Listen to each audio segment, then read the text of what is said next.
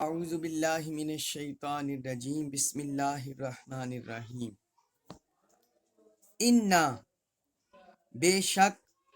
ہاؤلائی یہ وہ لوگ ہیں، یہ وہ ہیں متبرن ہلاک ہو جانے والی ہے، ما جو ہم وہ ہیں فیہ جس میں، ہاؤلائی یہ اس میں اشارہ قریب جمع کے لیے آتا ہے، ہاذا ہازانی ہاؤلائی، جب کسی چیز جمع کی طرف اشارہ کرنا ہو تو ان کے لیے آتا ہے ہاؤلائی۔ تو حضرت موسیٰ علیہ السلام نے جس وقت لوگوں کو دیکھا کہ وہ ایک مورتیاں بنا کر مجسمے بنا کر سجدے کر رہے ہیں اور ان کی عبادت کر رہے ہیں، تو انہوں نے اس کی طرف اشارہ کر کے کہا ان لوگوں کی طرف،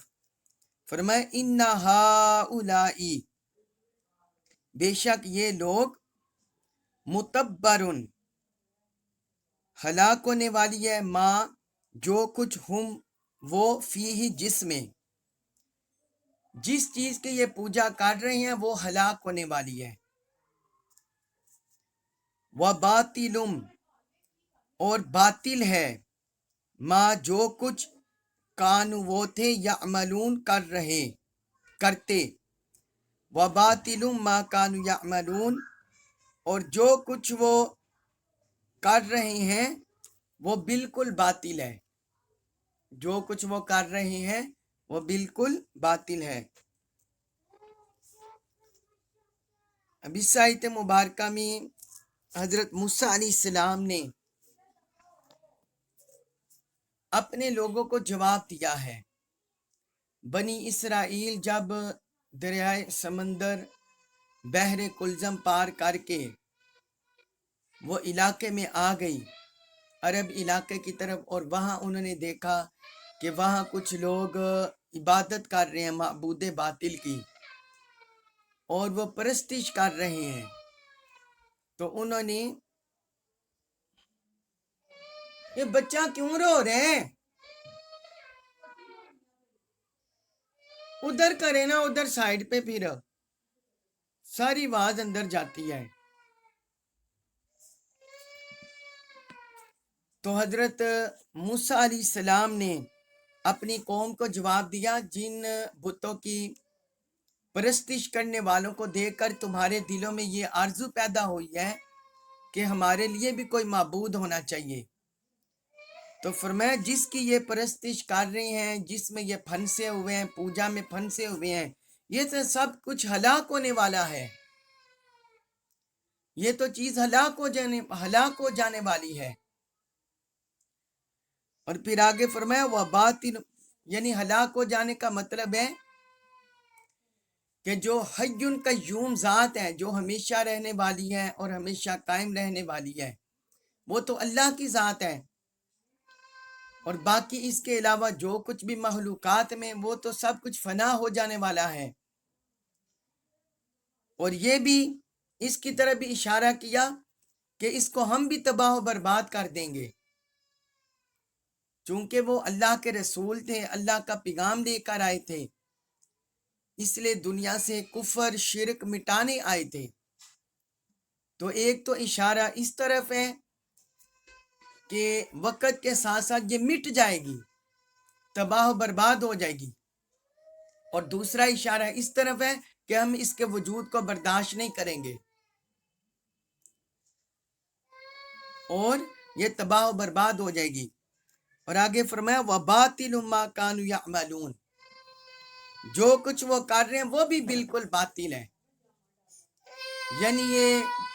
جو کچھ عمل کر رہے ہیں، اس کی عبادت کر رہے ہیں، یہ بالکل باطل عمل ہے۔ جو اپنے ہاتھوں سے بنا کر معبود کیسے یہ عبادت کر سکتے ہیں، اپنے ہاتھوں سے جو بنایا ہوا معبود کیسے ہو سکتا ہے کہ انسان اپنے ہاتھوں سے पत्थरों से किसी को माबूद बना ले, मूर्ति बना ले, मुजस्मा बना ले, उसके आगे झुकना शुरू कर दे, तो वो कैसे माबूद हो सकता है? माबूद बरहक तो वो है जो पूरी कायनात का निजाम चला रहा है, जो जमीनों आसमानों का हालिक है, जो इंसानों का हालिक है। तो फरमाया ये जो अमल कर रहे हैं ये भी बातिल है, इसमें कोई हक्कानियत नहीं है, कोई सदाकत नहीं है, ये सिर्फ अपनी ख्वाहिशात के पीछे चल रहे हैं, ये सिर्फ अपनी ख्वाहिशात की पैरवी कर रहे हैं। इसके बाद है सूरतुल आराफ आयत नंबर 140, उसमें फरमाया काला, उन्होंने कहा, यानी हजरत मूसा अलैहिस्सलाम ने, अगैर अल्लाही, आ क्या, हमजा जबर आ, ये इस्तिफाम का होता है सवालिया निशान। आ क्या, गैर अल्लाही,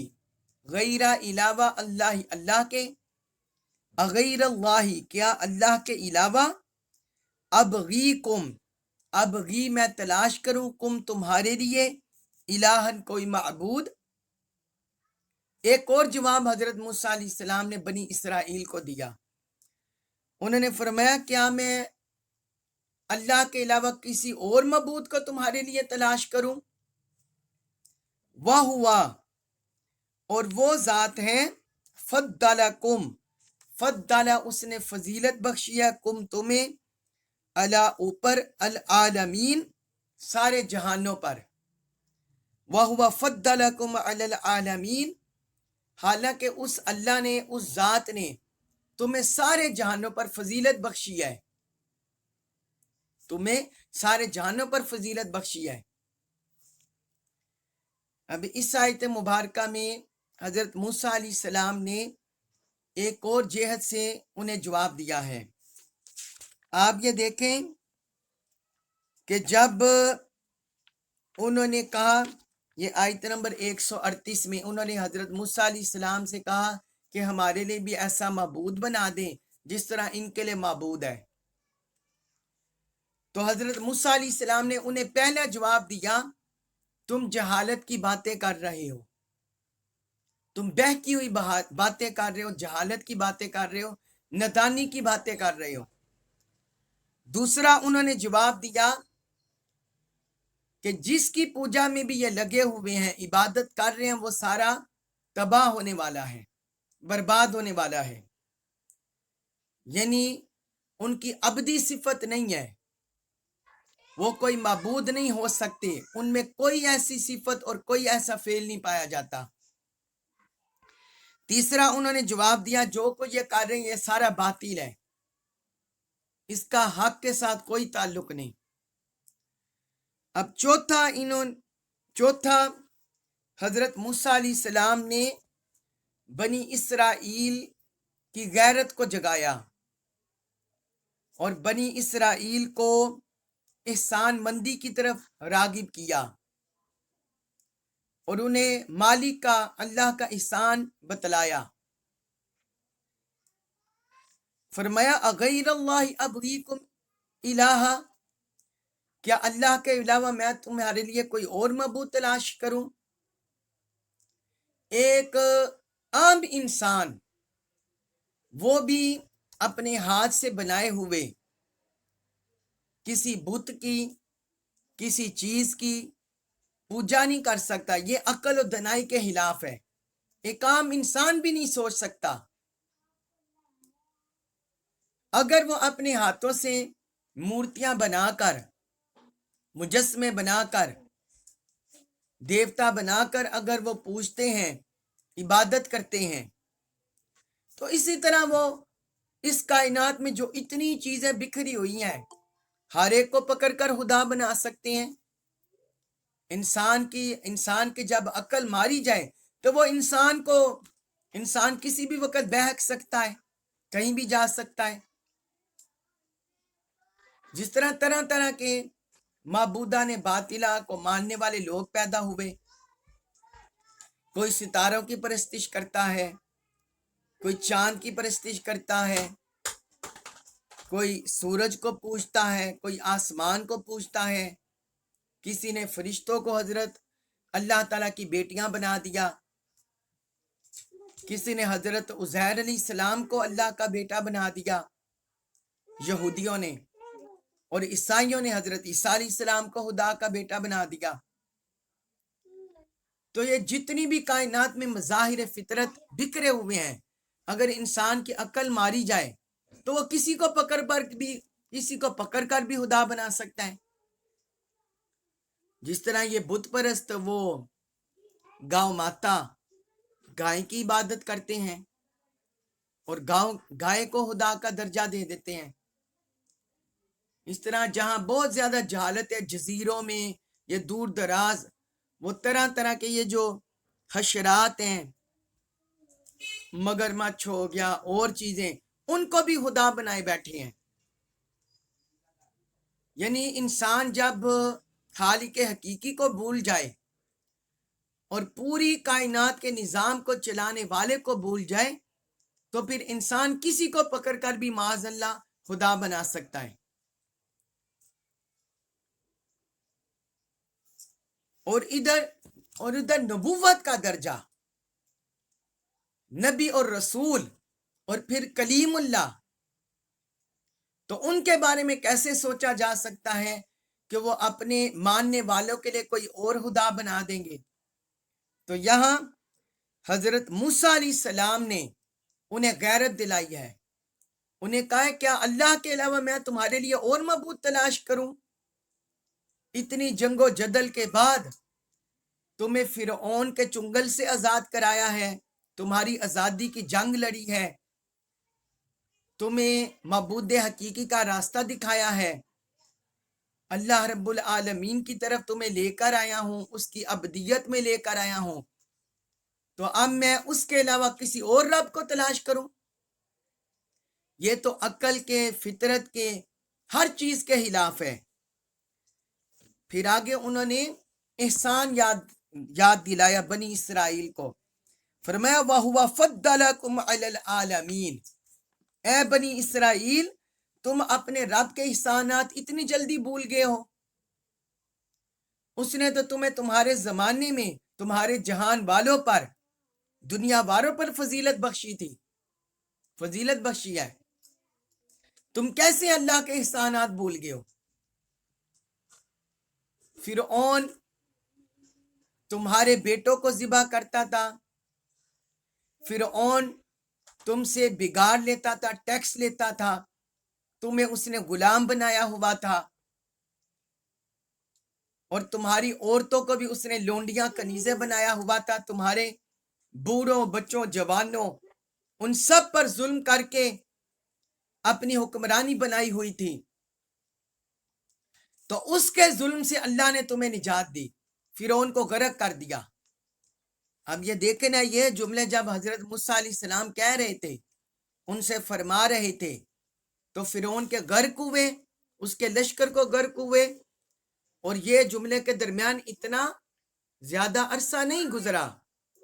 یہ تو بھی چند دن گزرے ہوں گے، انہوں نے سمندر پار کیا اور آگے قوم کو دیکھا اور حضرت موسیٰ علیہ السلام سے مطالبہ کر دیا کسی اور معبود کا۔ تو حضرت موسیٰ علیہ السلام نے انہیں یاد کرایا کہ کیا تم اللہ کے اتنے احسانات بھول گئے ہو؟ پھر اللہ تعالیٰ نے تم پر من و سلوہ بھی اتارا، بادلوں کا تمہارے اوپر سایہ بھی کیا، تمہارے لیے 12 چشمے بھی جاری کیے، اتنی نعمتیں اور کثیر معجزات کا ظہور تمہارے اندر ہوا، تو پھر بھی تم بھول گئے ہو اللہ کے احسانات۔ تو فرمایا نہ میں تمہارے لیے کوئی اور معبود تلاش کر سکتا ہوں، اور جس ذات نے تم پر اتنی تمہیں فضیلتیں عطا کی ہیں، تم پر انعامات کیے ہیں، وہ سب سے زیادہ مستحق ہے کہ تم اس کی عبادت کرو۔ اس لیے حضرت موسیٰ علیہ السلام نے مختلف جہتوں سے، ڈیفرنٹ اینگل سے انہیں اس حقیقت کی طرف، اللہ وحدہ لا شریک کے مقام اور اس کی جلالت کی طرف، معبودیت کی طرف رہنمائی کی انہوں نے۔ اس کے بعد ہے سورۃ الاعراف آیت نمبر 141. وَإِذْ اور جب انجیناکم انجینا ہم نے نجات بخشی کم تمہیں من سے آل فرعون قوم فرعون سے. فرمایا وَإِذْ أَنْجَيْنَاكُمْ مِنْ آلِ فِرْعَوْنَ اور جب ہم نے تمہیں قوم فرعون سے نجات بخشی. یسومونکم وہ عذاب دیتے تھے، یسومونا وہ عذاب دیتے تھے، کم تمہیں سوء العذاب بہت سخت عذاب، وہ تمہیں بہت سخت عذاب دیتے تھے. یقتلونا وہ قتل کر دیتے، ابناءکم ابناء بیٹے، کم تمہارے، ابن ان کی جمع ابنا. یقتلون ابناءکم وہ تمہارے بیٹوں کو قتل کر دیتے تھے. ویستحیون اور وہ زندہ چھوڑ دیتے تھے، نساءکم نساء عورتوں کو، کم تمہاری. ویستحیون نساءکم اور وہ تمہاری عورتوں کو زندہ چھوڑ دیتے تھے. وفی اور میں ذالکم تمہارے، بلاء آزمائش، من سے ربکم رب تمہارے، ربکم کم تمہارے، ربی رب، من ربکم تمہارے رب کی طرف سے، عظیم بڑی. وفی ذالکم بلاء من ربکم عظیم اور اس میں تمہارے رب کی طرف سے بڑی آزمائش تھی. اب اس آیت مبارکہ میں حضرت موسیٰ علیہ السلام نے جو اللہ تعالیٰ نے بنی اسرائیل پر احسانات کیے، انہیں انعامات سے، نعمتوں سے نوازا، اس کا ذکر بھی انہوں نے کر دیا، جو پہلے میں ابھی آپ کو بتا چکا ہوں. تو فرمایا وہ وقت یاد کرو، وَإِذْ اور جب، اس کا مطلب ہوتا ہے اذکر یاد کرو، وہ وقت یاد کرو، انجیناکم من آل فرعون جب ہم نے تمہیں قوم فرعون سے نجات دی، آل فرعون سے نجات دی. آل کا ترجمہ میں آپ کو کل پرسوں بتا چکا ہوں کہ آل کا مطلب قرابت دار، رشتہ دار یہ بھی ہوتا ہے، اور آل کا مطلب اہل علاقہ، اہل وطن، وہ بھی مراد ہوتے ہیں. تو یہاں مراد ہے قوم فرعون، یہ فرعون کے رشتہ دار، عزیز و قاری مراد نہیں ہے، بلکہ یہاں مراد ہے فرعون کی قوم. فرمایا وہ وقت یاد کرو جب ہم نے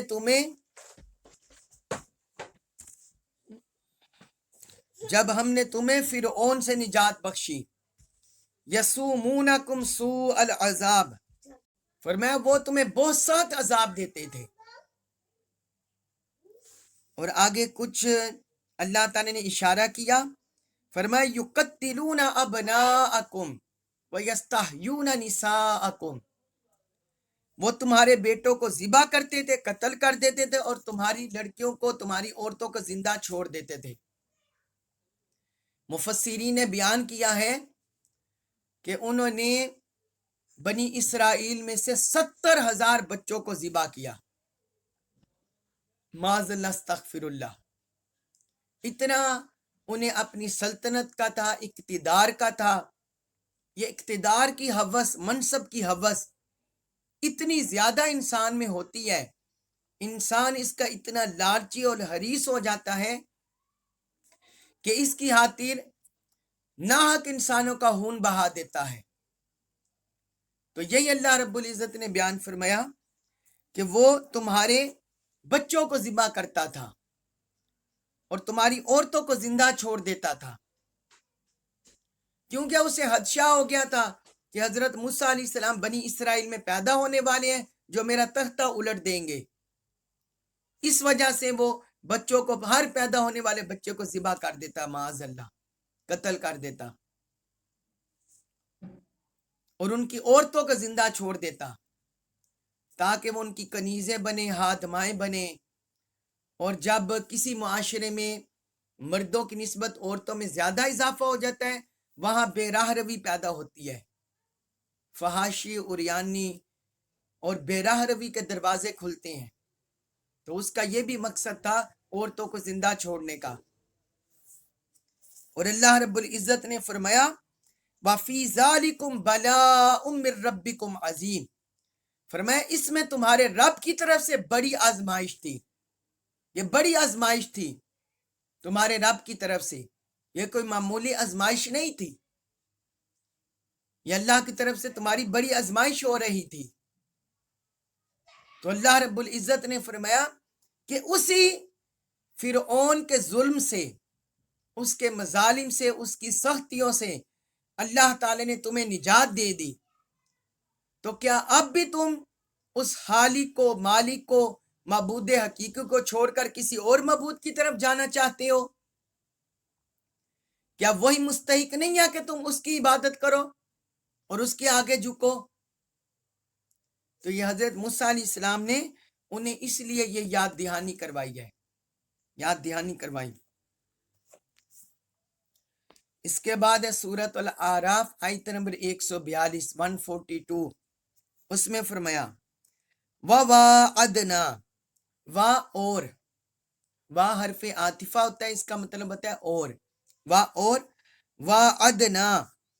ہم نے وعدہ فرمایا، موسیٰ علیہ السلام سے، سلاسینہ 30، لیلتن راتوں کا، وَوَعَدْنَا مُوسَىٰ ثَلَاثِينَ لَيْلَةً فرمایا اور ہم نے موسیٰ علیہ السلام سے 30 راتوں کا وعدہ لیا،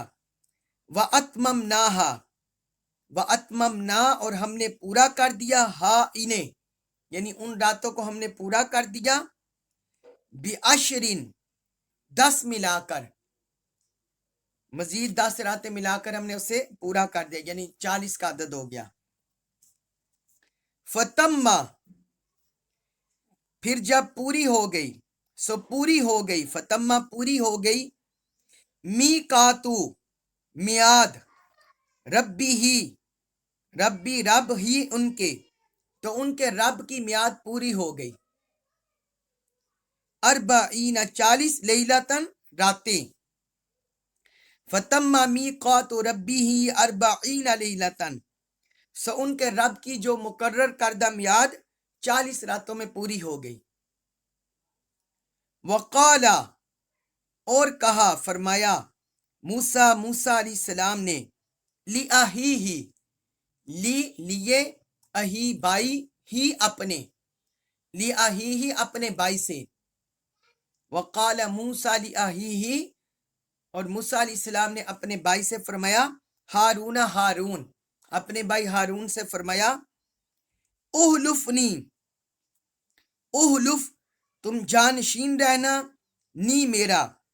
تم میرا جانشین رہنا، فی میں قومی میری قوم میں، احلفنی فی قومی میری قوم میں میرا جانشین بنے رہنا، وَأَصْلِحْ اور اصلاح کرنا، اور ان کے درمیان اصلاح کرنا، اصلاح کرتے رہنا، ولا اور نہ، تتبی تم چلنا، سبیلا راستے، المفسدین فساد کرنے والوں کے، ولا تتبی سبیل المفسدین اور فساد کرنے والوں کی راہ پر نہ چلنا، یعنی انہیں اس راہ پر نہ چلنے دینا۔ اب اس آیت مبارکہ میں اللہ رب العزت نے حضرت موسیٰ علیہ السلام کی ملاقات کا ذکر کیا ہے، حضرت موسیٰ علیہ السلام کی ملاقات کا ذکر کیا ہے۔ مفسرین نے ذکر کیا ہے کہ جب بنی اسرائیل کو چھڑانے کی حضرت موسیٰ علیہ السلام سٹرگل کر رہے تھے، تو انہوں نے فرمایا تھا جب تم فرعون کے ظلم سے نجات پا جاؤ گے تو پھر میں اللہ کی طرف سے تعلیمات لے کر آؤں گا، جن میں تمہیں پتہ چلے گا کہ کون چیزیں ہم پر حرام ہیں اور کون چیزیں ہم پر واجب ہیں، وہ سارے احکام تمہیں مل جائیں گے۔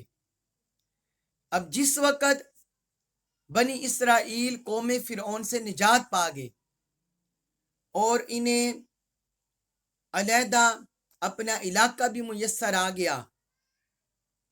تو پھر اللہ رب العزت کی طرف سے حکم ہو گیا کہ اے موسیٰ ہمارے پاس آ جاؤ کوہ طور پر۔ تو اسی واقعہ کو اللہ تعالیٰ نے ادھر ذکر کیا ہے، فرمایا وَوَاعَدْنَا مُوسَىٰ ثَلَاثِينَ لَيْلَةً وَأَتْمَمْنَا بِعَشْرٍ، اور ہم نے موسیٰ علیہ السلام سے 30 راتوں کا وعدہ فرمایا۔ پہلے انہیں 30 راتوں کا کہا گیا اور پھر فرمایا گیا وَأَتْمَمْنَا بِعَشْرٍ، اور ہم نے اسے مزید 10 راتیں ملا کر پورا کر دیا۔ اب یہ 30 اور 10 میں ان کی کیا توجیہ ہے کہ رب نے پہلے 30 کا فرمایا، بعد میں 10 کا اضافہ کر دیا؟ اس پر مفسرین نے مختلف جہتوں سے جواب دیا ہے۔ وہ کہتے ہیں پہلی اس کی توجیہ یہ ہے کہ اللہ تعالیٰ نے حضرت موسیٰ علیہ السلام کو 30 راتوں اور دنوں میں روزہ رکھنے کا حکم دیا، 30 راتوں اور دنوں میں روزہ رکھنے کا حکم دیا، اور ان ایام میں عبادت کرنے کا حکم دیا۔ اس لیے اللہ تعالیٰ نے 30 راتوں کا علیحدہ ذکر کیا ہے۔ پھر جب 10 راتیں باقی رہ گئیں، جو باقی 10 راتیں، تو اس میں تورات نازل کی گئی باقی 10 راتوں میں، اور انہی راتوں میں اللہ تعالیٰ نے حضرت موسیٰ علیہ السلام سے کلام کیا۔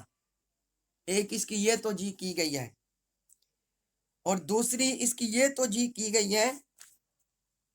کہ حضرت موسیٰ علیہ السلام 30 راتیں جب پوری کر کے اللہ تعالیٰ کی بارگاہ میں گئے کوہ طور پر، تو پیچھے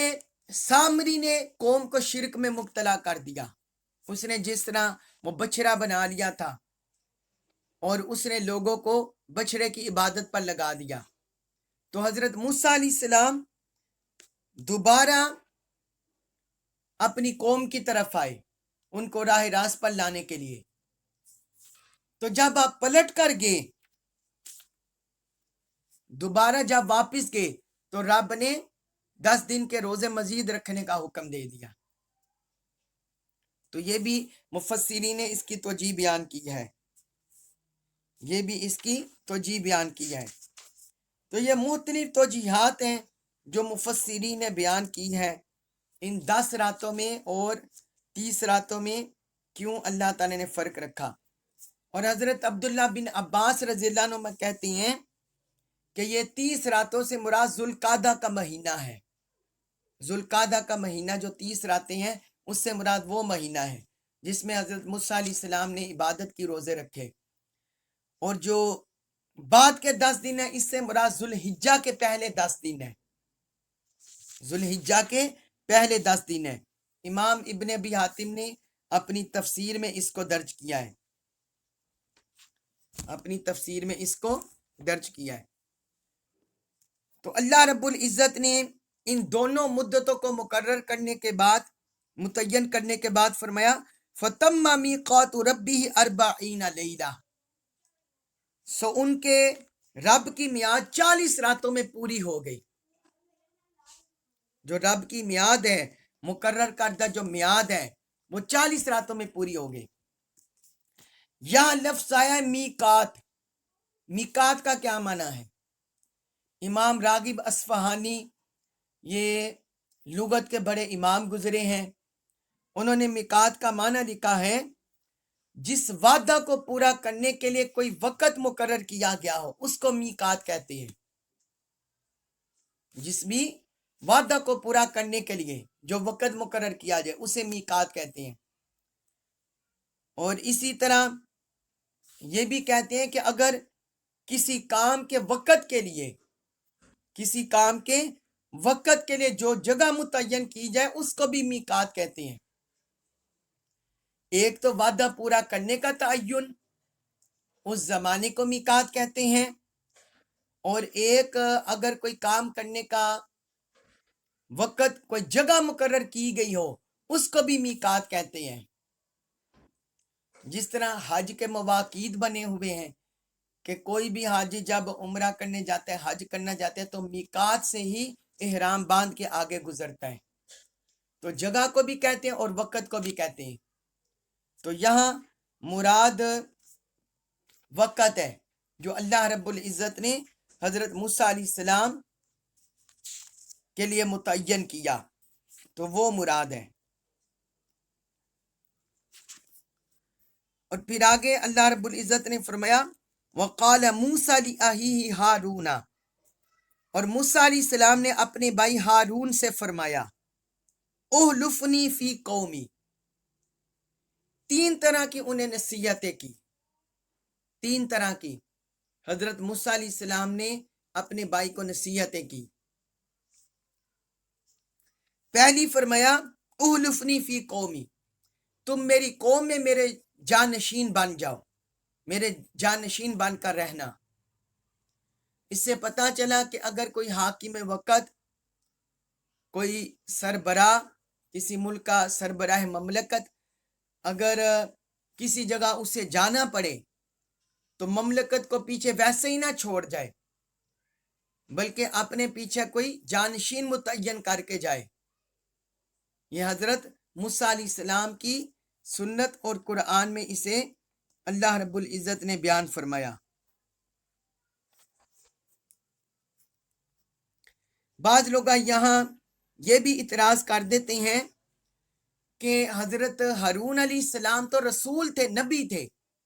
اور خلیفہ کا منصب وہ نیچے ہوتا ہے، تو اس سے ان کا مرتبہ نہیں گھٹ جاتا؟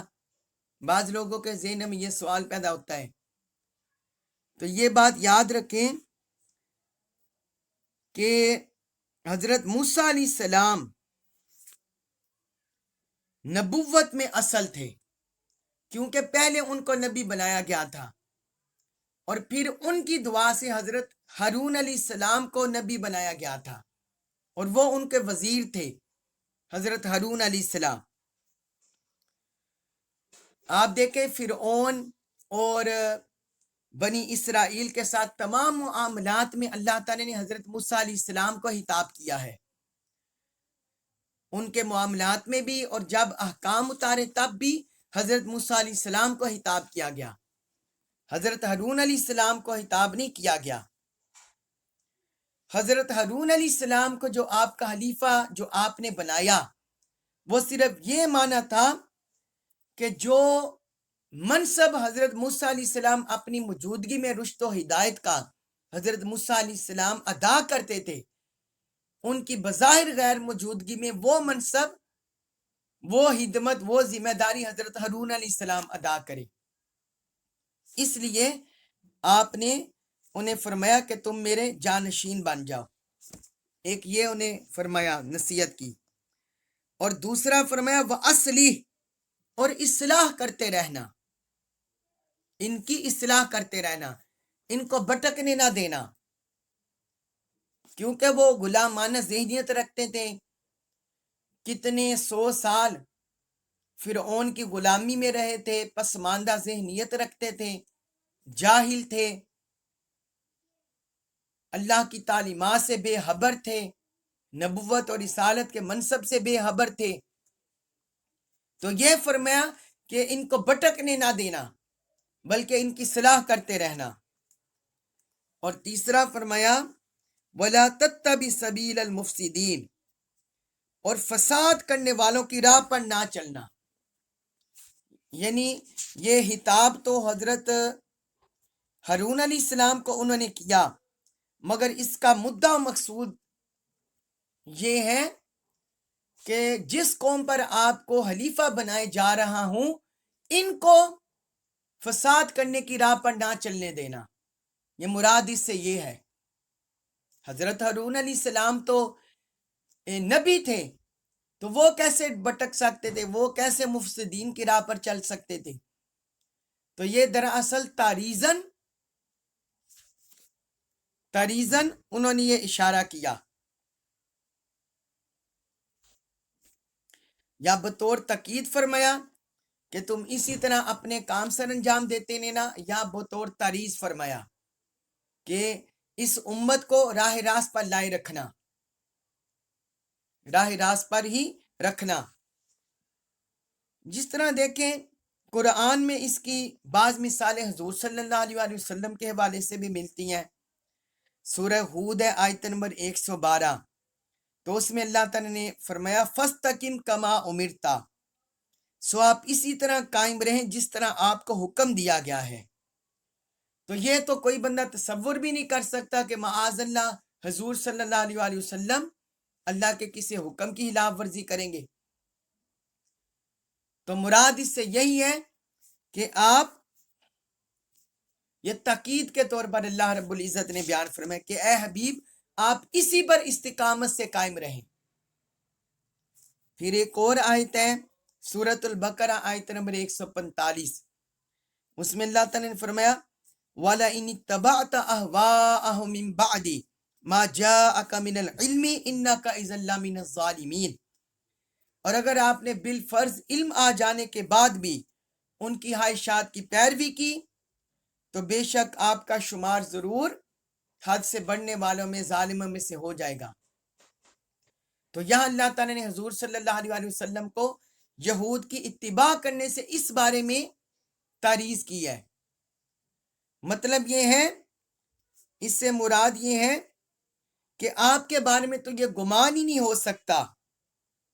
آپ کے بارے میں تو یہ گمان ہی نہیں ہو سکتا، لیکن آپ کو خطاب کر کے دراصل اللہ تعالیٰ نے امت کو خطاب کیا ہے، امت کو تنبیہ کیا ہے کہ آپ کی امت کے پاس جب صحیح تعلیم آ گئی ہے، قرآن و سنت کا علم آ گیا ہے، تو پھر اس کے بعد وہ کسی اور مذہب والے کے پیچھے نہ چلے، نہ یہودی، نہ نصارہ، نہ کسی اور کے پیچھے۔ تو یہاں بھی جو حضرت موسیٰ علیہ السلام نے حضرت ہارون کو فرمایا وَلَا تَتَّبِعْ سَبِيلَ الْمُفْسِدِينَ، تو دراصل وہ حضرت ہارون علیہ السلام کو خطاب کر کے یہ اپنی قوم کو تنبیہ کر رہے تھے اور اپنی قوم کے لیے اشارہ دے رہے تھے کہ ان کو مفسدین کی راہ پر چلنے نہ دینا، مفسدین کی راہ پر چلنے نہ دینا، ان کی مراد یہ تھی۔ اس میں بعض اہل تشیع حضرات وہ اس میں سے حضرت علی علیہ السلام ان کے لیے مراد لیتے ہیں کہ حضور صلی اللہ علیہ وآلہ وسلم کی خلافت ثابت کرتے ہیں ان کے لیے، حضرت مولا علی کے لیے اہل تشیع حضرات، کیونکہ حضور صلی اللہ علیہ وسلم جب غزوہ تبوک میں تشریف لے گئے تھے تو آپ نے مولا علی شیر خدا کو پیچھے اپنا خلیفہ بنایا تھا۔ انہوں نے عرض کیا تھا یا رسول اللہ کیا مجھے عورتوں اور بچوں میں خلیفہ بنا رہے ہیں؟ تو حضور نے فرمایا کیا تم اس بات سے راضی نہیں کہ تم میرے لیے ایسے ہو جیسے موسیٰ کے لیے ہارون تھے، اور میرے بعد البتہ میرے بعد کوئی نبی نہیں ہوگا۔ یہ صحیح البخاری میں حدیث ہے، حدیث نمبر 4416۔ تو اہل تشیع حضرات اس حدیث کو اور قرآن کی اس آیت کو پڑھ کے وہ کہتے ہیں کہ حضور صلی اللہ علیہ وآلہ وسلم نے انہیں اپنا جانشین بنایا تھا، خلیفہ بنایا تھا، لہٰذا حضور کے وصال کے بعد وہی حضور کے خلیفہ بلا فصل بنے۔ تو ایسا اعتراض کرنا یا ایسا معنی لینا اس آیت سے اور اس حدیث سے وہ بے معنی ہے اور اس بے اصل ہے، اس کی کوئی اصل نہیں ہے۔ اور پھر وہ کہتے ہیں کہ اس میں یہ بھی ہے کہ معاذ اللہ حضرت علی علیہ السلام رضی اللہ عنہ ان کے ساتھ صرف 3 صحابہ تھے اور باقی صحابہ وہ مرتد ہو گئے تھے، معاذ اللہ وہ یہ معنی بعض ان میں سے لیتے ہیں۔ تو یہ بات یاد رکھیں، ایسی بات کرنا صحابہ اکرام کے بارے میں یہ صریحاً کفر ہے۔ معاذ اللہ صحابہ اکرام کے بارے میں ایسا گمان کرنا یا عقیدہ رکھنا یہ کفر ہے۔ اگر صحابہ اکرام معاذ اللہ اس طرح ناقلین کفر پر ہوتے تو پھر ہمیں قرآن کون منتقل کرتا، پھر ہمیں احادیث حضور کی کون منتقل کرتا؟ تو ایسا عقیدہ رکھنا کفر ہے۔ حضرت علی رضی اللہ عنہ کو جو حضور صلی اللہ علیہ وآلہ وسلم خلیفہ بنا کر گئے تھے، جانشین بنا کر گئے تھے، وہ صرف انتظامی لحاظ سے تھے، انتظامی لحاظ سے، کیونکہ حضور صلی اللہ علیہ وسلم کی عادت مبارکہ تھی کہ جب بھی آپ مدینہ طیبہ سے باہر تشریف لے جاتے تو آپ پیچھے انتظام و انصرام کے لیے کسی کی ذمہ داری لگا جاتے تھے، تو وہ بعد میں آپ کی بظاہر جو غیر موجودگی ہے ان میں انتظام و انصرام علاقے کا سنبھالتے تھے۔ تو حضرت علی رضی اللہ عنہ کی بھی آپ نے یہی ڈیوٹی لگائی تھی۔ اس طرح دیکھیں حضور صلی اللہ علیہ وسلم کے ایک صحابی حضرت ابن ام مکتوم، ان کے بارے میں روایات میں آتا ہے کہ حضور صلی اللہ علیہ وسلم 13 غزوات میں تشریف لے گئے، مدینہ شریف سے باہر 13 غزوات میں، اور ہر غزوے میں آپ نے ابن ام مکتوم کو خلیفہ بنایا، اپنا جانشین بنایا۔ وہ مسلمانوں کو نماز پڑھاتے تھے حالانکہ وہ نبینا تھے۔ تو کیا اس سے یہ مراد لے لیں گے کہ حضور کے وصال کے بعد وہ خلیفہ بن جائیں گے یا وہ خلیفہ بن گئے؟ تو ایسا معنی قرآن کی عیسائی سے لینا یا حدیث سے لینا وہ باطل ہے، اس کی قرآن و سنت میں کوئی سند نہیں ہے۔ اللہ تبارک و تعالی ہمیں تمام فتنوں سے محفوظ فرمائے، تمام فتنوں سے حفاظت فرمائے، قرآن و سنت کا کما کو فہم نصیب فرمائے، اور ہمیں اس